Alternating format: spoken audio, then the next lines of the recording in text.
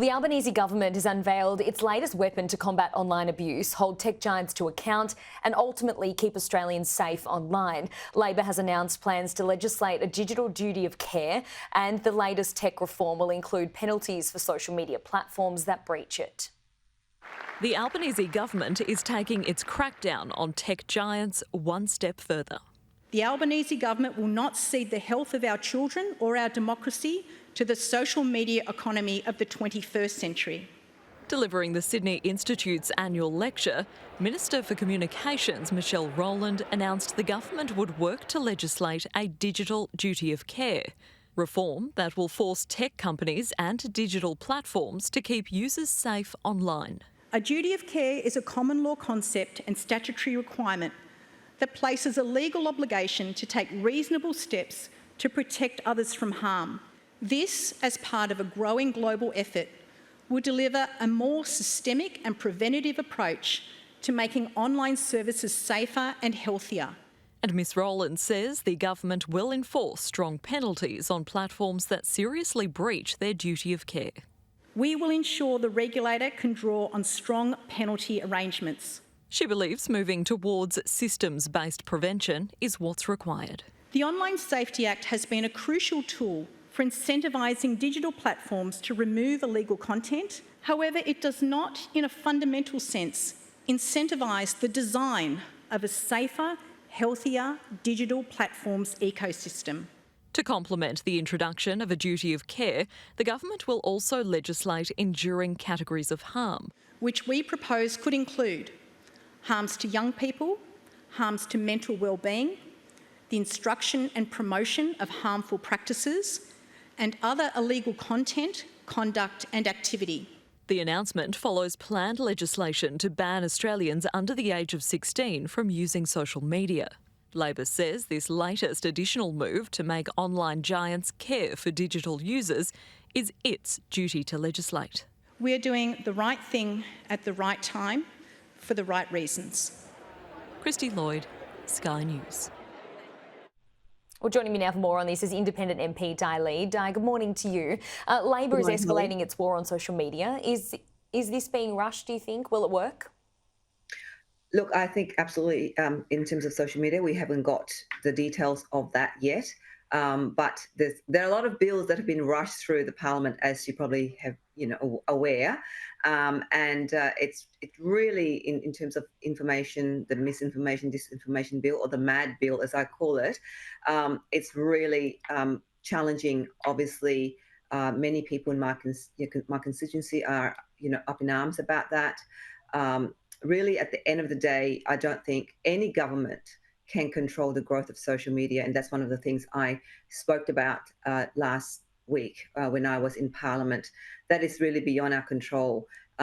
What can be controlled is basically our own, accessing it, our own, the government can educate the community in terms of go out there and research the information and make your own mind up about what information is there for you to access and to interpret.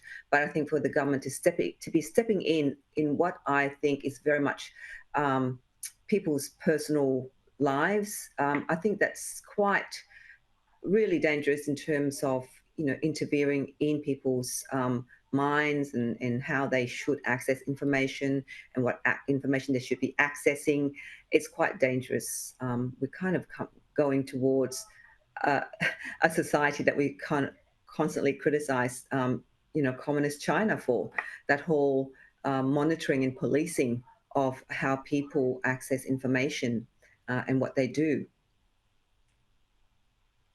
I mean, another layer of the pressure on social media companies is the government's proposed misinformation bill.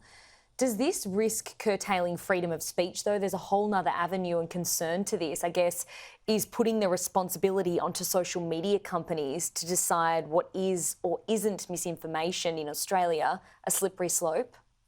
Oh, absolutely. I mean, that's what I said. I said that, there is a section 230 in the, which the US Congress passed, which enabled platforms such as all those social media giants to be not as publishers of content, but they are just a means by which people can share information, access information.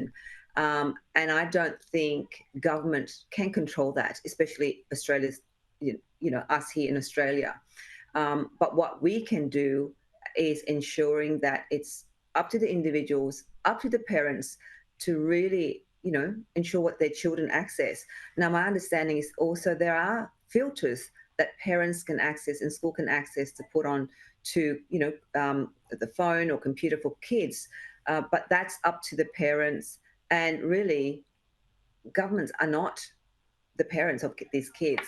It's up to the parents of the day, and it's up to the individuals to really determine what they want to access and how they want to access the information.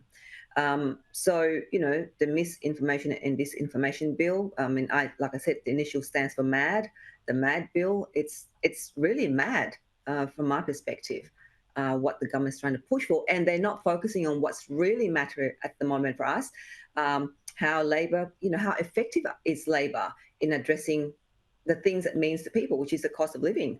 How effective are they in tackling the rising cost of energy? How effective are they in tackling the rising cost of insurance? How effective are they in ensuring that people's lives are, better here in communities like Fowler and Western Sydney? People are struggling. So for me, that are the questions we have to put to the government. People are struggling indeed. Di, we do have to sort of get things moving, but I want to, of course, get your thoughts on Donald Trump and I guess what you think a second Trump presidency will mean for Australia. And do you think Kevin Rudd can weather this storm at the moment and stay on as ambassador? Look, I think it's really interesting, like as an ambassador, as you have to have that skill to engage with whoever's in president or whoever's the prime minister of the day. And you have to have, that's called a diplomatic service, right? So you have to be a diplomat. And so I think it is concerning that, why are politicians being, appointed to ambassador's role, a role that's very critical to ensure that there are strong engagement. And we know that, US has a strong partner.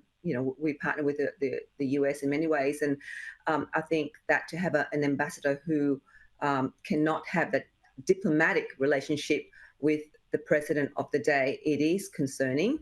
But I think, the government of the day have to reassess who they appoint as ambassadors. And I'm sure we have a diplomatic corps that are trained in dealing with any governments of the day. Then we need to tap into those skill set that is required to be an ambassador or a diplomat. And of course, we know, a lot of people have said negative things about Donald Trump previously, and he's managed to sort of look past that. I guess you can look, for example, at JD Vance and also Elon Musk as well. So a lot of people will be looking at this and see if Kevin Rudd and Donald Trump can make it up, I guess, and be friends again.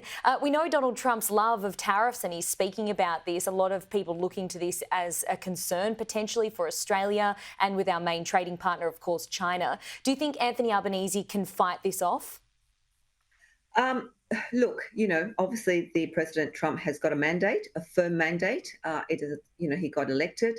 And I think that, for our Prime Minister, we need to ensure that we have a very professional, maintain that relationship. And whether or not, the Ambassador Kevin Rudd will be in the way, I'm not the Prime Minister, and I'm sure that he knows best the interests of Australia and Australians. So he has to make that decision on what to do with what we're hearing at the moment with the comments, and of course with the Prime Minister's perspective as well on President Trump. Di Lee, thank you for your time this morning.